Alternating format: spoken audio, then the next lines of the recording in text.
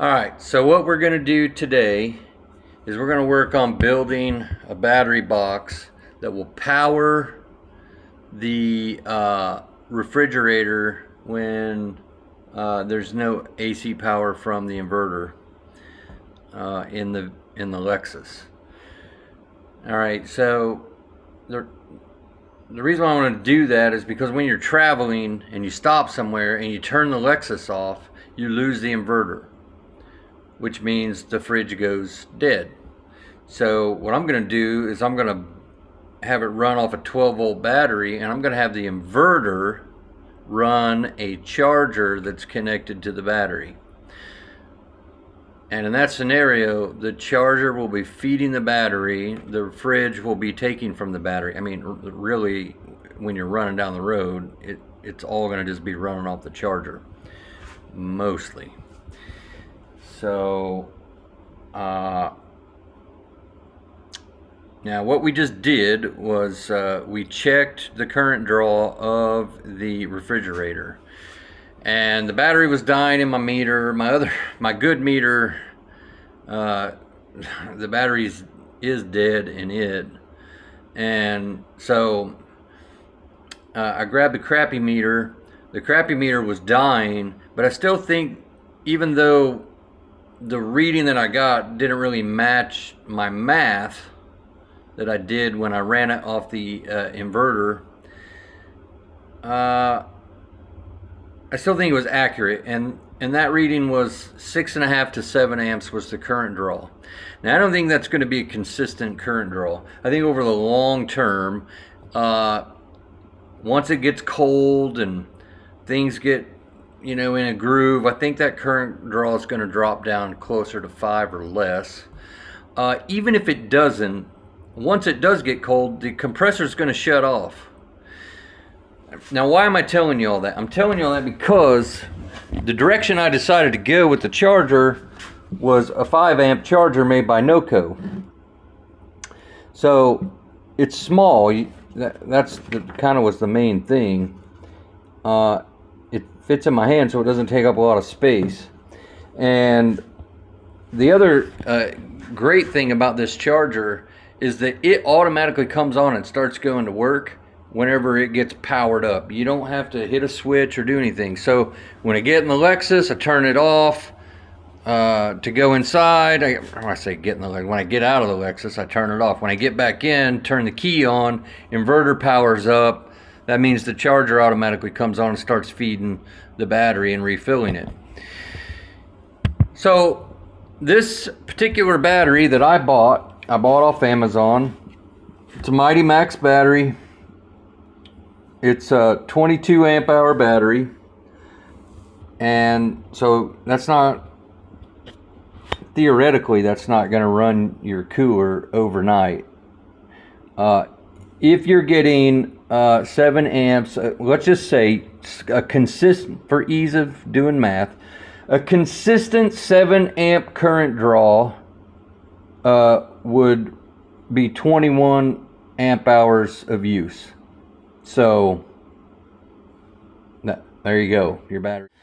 So anyway, this is a sealed lead acid battery. Sealed lead acid batteries, they can be on their side. You can do that, but they don't want to be upside down. So don't put them upside down. I'm not even going to put it on its side, but what we're going to do is we're going to put it in this ammo box, this plastic ammo box that I got from Harbor Freight. Now this is a 50 cal ammo box. It fits right inside there, and it falls just short of being at the top. I have a connector here that goes to the Noco charger, plugs right into the leads, and then we'll bolt those to the battery terminals. Those are bolts. I also got these on Amazon. I got 2 of these. These are cigarette lighter sockets. Actually, this little square plate, you can use that if you want and run screws through it, or it's got a threaded collar on the back, and you can take that off, drill a hole, and then tighten it down with your threaded collar. And that's what I'm gonna do. I don't want the plate on there. I don't have a problem with the plate, but then I gotta drill holes, put bolts through it, and then, you know, I just don't want to. So let's see. So what we're gonna do is we're gonna put the battery in the box. I'm gonna put it like right here. And I think what I might do is maybe get some spray foam and spray around in here to fill up this extra space, and that'll keep the battery from moving around. And then well, I don't know if I'm gonna do that. I have to think, but we'll figure that out. So let's get going. All right, after kind of thinking about this, the charger fits right in here. It's snug, and it doesn't actually go all the way to the bottom. It's tight right where it is. I can take all these cables and throw them underneath here. Keeps the battery nice and tight. And then on here, I will drill the holes and put these in so they are up against the battery on the front edge, and let that hold that in place to keep the battery from moving front and back. I don't have a problem with that, unless I want the connectors located somewhere else. I don't really give a shit. So, and then what I'll do is I'll notch this out like right here, so that the cord will fit through here when the lid is closed. Yeah, it works out perfect, really. And then where'd it go? Then we got our connector here. That's going to connect from the charger to the battery. Well, it'll all be in here too. So really everything will be self-contained in the box, and I like that. It'll be nice and clean. Got no cords to mess with anywhere. And if for some reason I don't like it, the box was $9. I can change it up. What do I care? So here we go.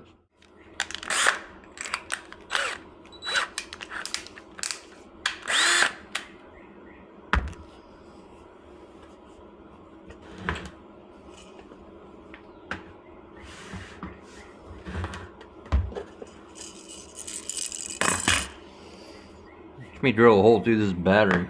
That would be awesome.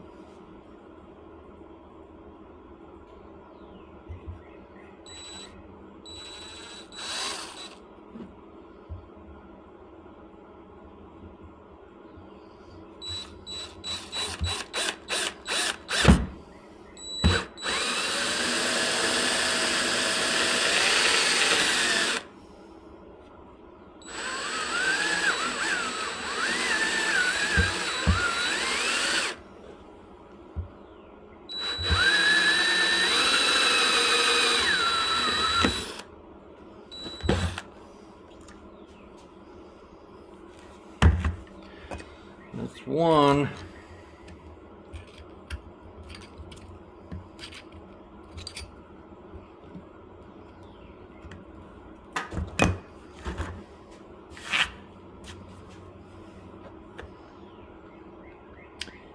So I'm putting 2 connectors on here. Just because. I mean, I technically only need 1, but if you're gonna have a little power box, you might want to plug something else in, you know? Charger for your phone or something. Just good to have options. I bought those 2 cigarette lighter sockets off of Amazon. There's 2 of them. And they were, you know, they got the little rubber, which is actually pretty flexible, little rubber lid to cover them, keep water out. I don't think I paid much more than $10 for them. Let's see. They are Nightlight 2-pack, and they were, yeah, $10. And they even have actual USB. They even have a USB one. I didn't want to be stuck with dedicated USB. If I want that, I can put a plug one into the socket, you know. So anyway, there we go.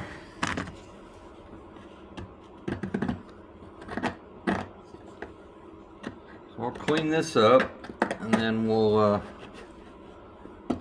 put our socket in. Now, the diameter of the collar is bigger than the diameter of the socket, so I set it up. I tried to set it so the collar, the battery is resting against the collar. Otherwise, you know, this would be behind the battery and cause interference. It did come with the wires. They're already pre terminals here, so you got your ring terminals on one end, and then the spades on the other end, and these are your males. So, all right.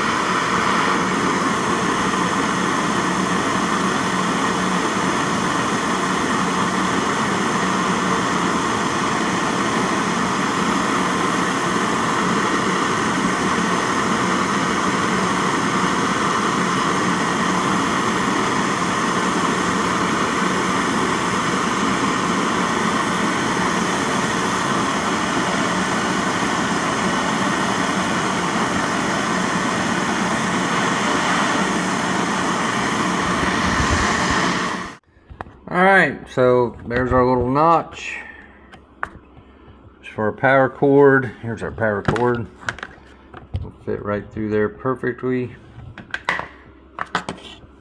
Alright, let's get everything in here and set. Alright, so we got our sockets here. Got it all strung up. That's what it looks like inside. Pretty perfect, really. Alright, let's drop our charger in here.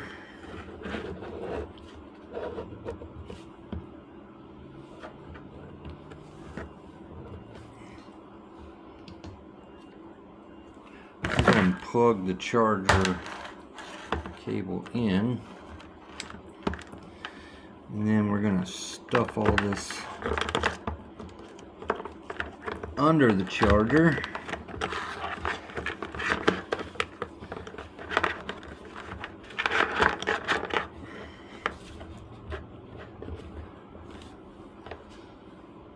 All right, there it is.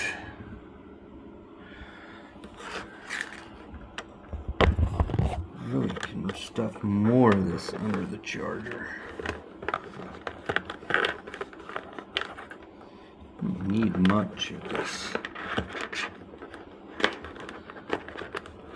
cable up here.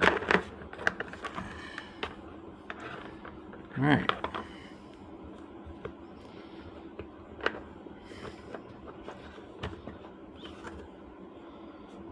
Negative, positive. All right, so I'm gonna connect it all up. Look at that, the battery is all secure. And once the lid's on, as you can see, it's got these little molded stiffeners in here.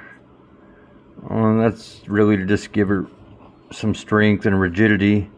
Well, once the lid is closed, I mean, the distance, you're about a 1/4 inch away from the battery. So it's not going to have enough play to actually move or do anything.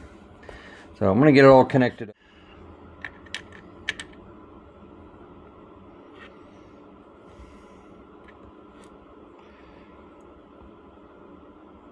Awesome. That blows. I actually use that thing quite a bit. Alright, whatever. Alright, it's all connected. There it is.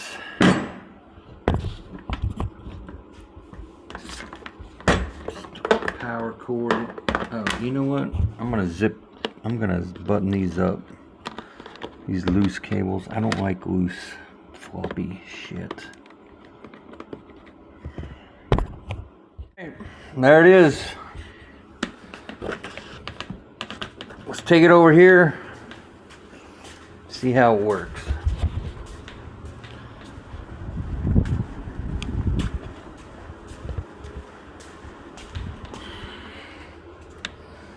Alright, here's our fridge. I'll disconnect the inverter, or the power supply that's plugged into the inverter, and then I'll get this set in here somewhere. Alright, so got it in here, plugged it in, came on, 12.9 volts, compressor's running, so let's plug it in to the inverter.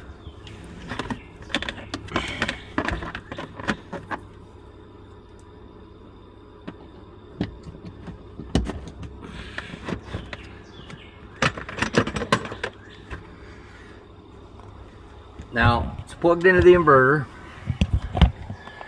but the charger isn't on because you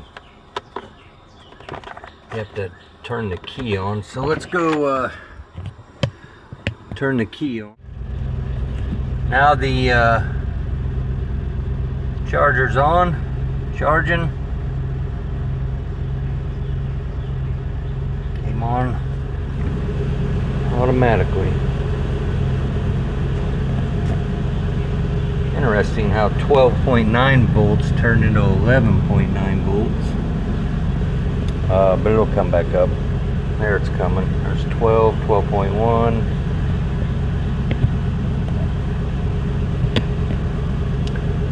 So there you go. That's how you do it, boys. I mean, that didn't take much time at all.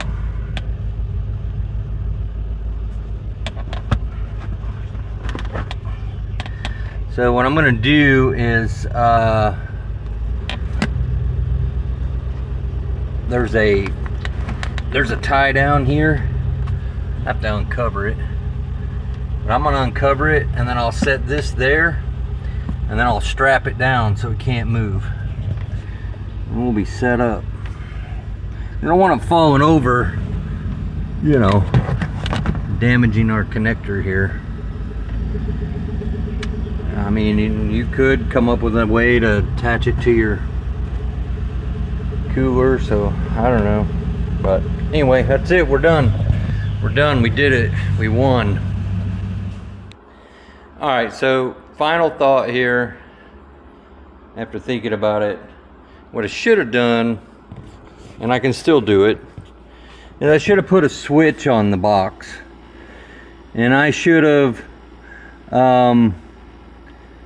made it so that I could turn on and off one of the plugs, and then I could connect the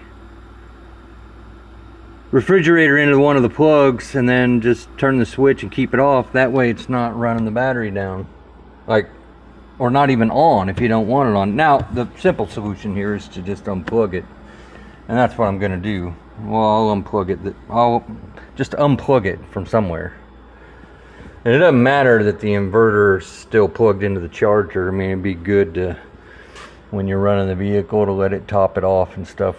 So, I mean, the vehicle's off. It's running on the battery alone right now. Now, remember, this refrigerator has a voltage, low voltage cutoff that you can set. And you have 3 options: high, medium, and low. And I don't remember the different voltages for each setting, but the high threshold is 10.5 volts, I think. Let's look it up. It's set on high right now. High, 10.6 volts. Which is perfect because the low voltage threshold that the battery itself prefers is 10.5 volts. So this will shut off just before you get there. So, and the other thing is, it'll switch off at 10.6 volts, but the refrigerator will not come back on until it sees 11.9 volts. Then it'll come back on. So right now we're at 11.6 volts, still running. So that's, the language is right. I know I always question these manuals and their stuff, like they really type it right. But yeah, that's the way it's working. Oh, I should have mentioned, since I had it open, the medium range, 10.2 volts for voltage cutoff at medium, and low will cut you off at 9.7. So I got it set to high, so it shuts off at 10.6. So, and then once you start the car and the inverter comes on, the charger starts charging. Well, it'll pretty immediately see the turn back on threshold of 11.9 volts, and it'll start running off the charger, and whatever's left will be going to the battery. So anyway, there it is. Adios.